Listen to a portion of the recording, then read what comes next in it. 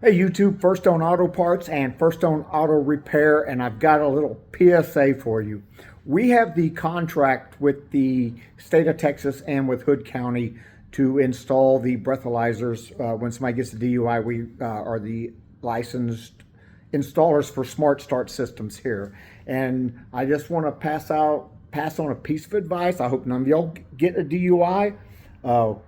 When somebody does, we try to treat them with utmost respect. We're not here to punish them. We're just doing our job. But today, we had a gentleman come in for an installation. So he came in, he brought his car in, we did the installation, went over the procedures and how to operate it and what to do and how to do and all the instructional things that are needed to comply. So the gentleman goes out his car and he blows and gets a violation because he's apparently still drunk from the night before. I don't know what time he started drinking. He said he stopped drinking at 10 o'clock. This is 9 or 10 o'clock in the morning, so I kind of doubt that, 12 hours later. But anyway, so he's in the violation lockout right off the bat. So then the guy just camps out here at the shop. He sleeps on our couch all day long, back and forth in the bathroom, must have thrown up 15 times, come back, go back to sleep, back and forth. Finally, at 3 o'clock in the afternoon, he goes out to try it again and blows another violation at 3 o'clock in the afternoon. Supposedly, he stopped drinking at 10 o'clock the night before. Well, here it is like 18 hours later, supposedly, and he's still blowing hot. We think he drank till the time he got here. We don't know. I'm not judging.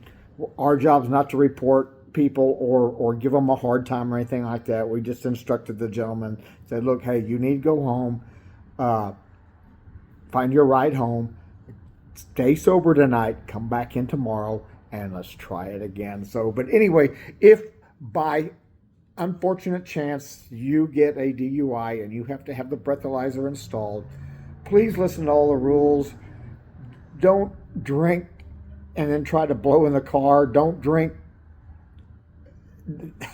I mean, I'm not going to tell you not to drink and what to do, but I mean, you don't want a violation. That's just a little PSA, because we don't like seeing people go through this, because we understand what the trouble is.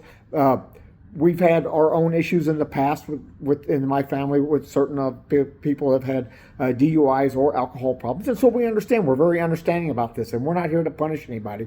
We're just trying to pass on a little knowledge and help people. That's all we're here for. We're just helping people. We're not the punishment part. We're the help part. So anyway, that's a little PSA for y'all. If you find yourself in that unfortunate situation, stop drinking before you try to blow in the car.